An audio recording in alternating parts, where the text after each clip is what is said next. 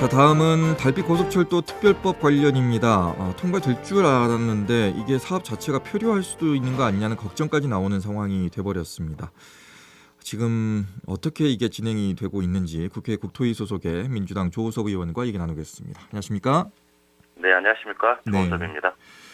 광주와 대구로 있는 달빛 고속철도 사업이 통과될 줄 알았는데 통과가 되지 네. 않았습니다. 일단 이게 어떤 사업입니까?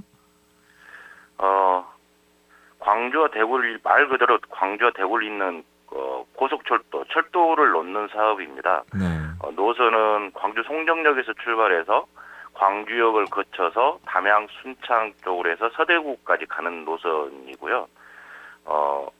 사업비가 약 4조 5천억 정도 되는 사업입니다. 그런데 이 사업은 문재인 정부 때도 국정과제에 포함됐었고, 제가 2020년도 국회의원 당선되고 나서 국회 오분반회의라든가 장관, 국토부 장관 면담이라든가 또 사상 최초로 광주, 대구 국회의원들 공동 기자회견도 하는 등 심혈을 기울였던 사업이거든요. 그 결과로 2021년도에 국토부에서 하는 4차 국가철도망 구축 계획에는 반영이 됐고, 그리고 2022년 대선 당시에 윤석열 후보, 이재명 후보 모두가 다 공통 공약으로 예타 면제를 공통 공약으로 달빛 고속철도를 하겠다라고 했던 사업입니다. 네. 그런데 왜 이게 통과가 안 됐을까요? 261명의 여야 국회의원이 다 이거를 하자고 했는데. 이건 아마 그 국회 역사상 처음으로 261명의 여야 국회의원들이 공동 발의했던 법안입니다. 네. 이게 그렇게 중요했던 이유는 뭐냐면, 대한민국이 지금 수도권 집중으로 불균형이 심화되어서 그 경제적 낭비가 굉장히 많거든요. 그래서 노무현 정부 때부터 추진했던 국가 균형 발전이 굉장히 중요한 대한민국을 살리는 정책 중에 하나로 되어 있고, 이 국가 균형 발전의 상징물로 달빛 내륙철도가 지금 선정이 되어 있습니다. 그래서 남부 지역에, 즉 광주와 대구를 잇는 광역 경제권 활성화도 될 수 있고요. 실제로 보면 대구시에서, 광주시가 아닌 대구시에서 낸 보도자료를 보면 달빛 고속철도 같은 경우가 7조 3천억 원의 생산 유발 효과가 있고 3만 명 이상의 고용 창출 효과가 있다라고 대구시에서 낸 보도자료입니다. 이것처럼 굉장히 대구나 광주 또 균형 발전을 원하는 국민들이 굉장히 요구가 절실한 사업입니다. 네. 원인이 어디 있다고 보십니까? 당초에 윤재옥 국민의힘 원내대표가 대표 발의를 했거든요. 네.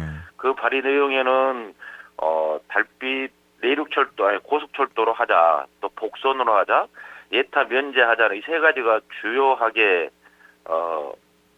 들어간 내용이었는데, 법안을 발의했던 국민의힘, 공동 발의했던 국민의힘이나 그쪽 요구대로 좀 수정을 좀 했습니다. 네. 고속철도를 일반철도로, 그런다고 그래서 속도가 많이 늦어지는 건 아닌데요. 네. 일반철도로 하고 복선을 단선으로, 그 다음에 예타 면제는 양보할 수 없다. 그래서 그대로 갔거든요. 네. 그래서 수정을 해서 저희 국토위를 통과를 했습니다. 제가 속해 있는 국토위는 어찌어찌해서 통과를 했는데, 네. 조금 전에 말씀드린 것처럼 국민의힘의 원내대표가 대표 발의한 법안이거든요. 네.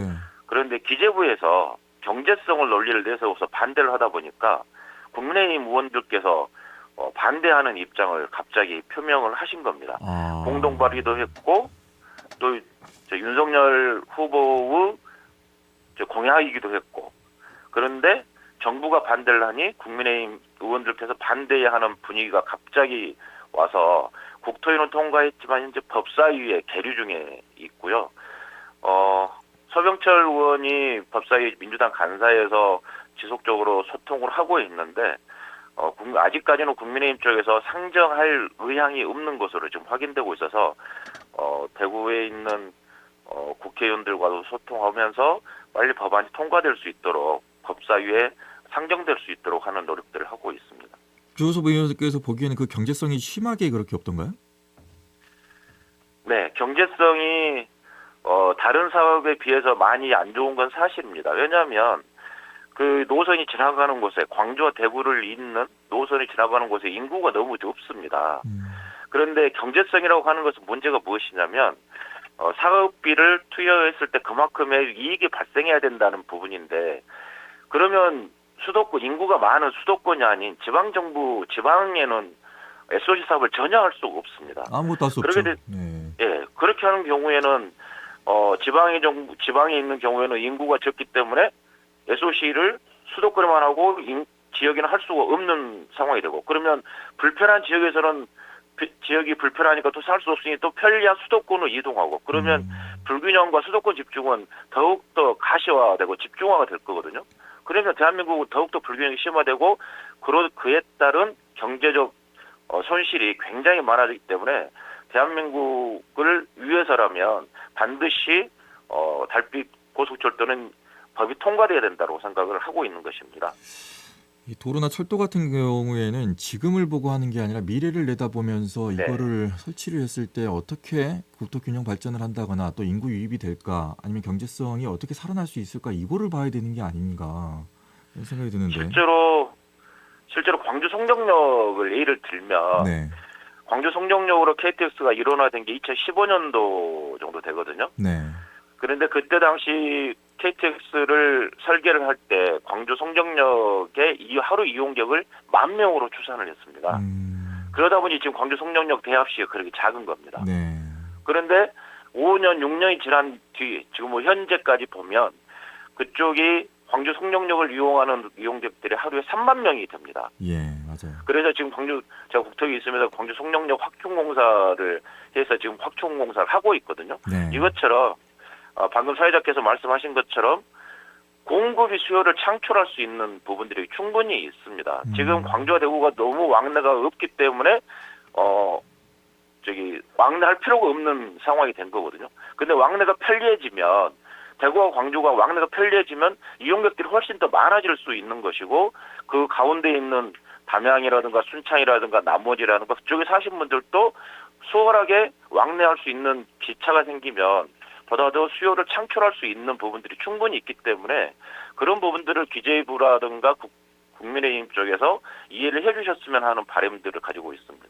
네, 전 개인적인 생각으로는 대구가 이제 조금 더 여러 가지로도 활성화가 돼 있으니까 이쪽에서 대구로 너무 가버리지 않을까라는 걱정을 했는데.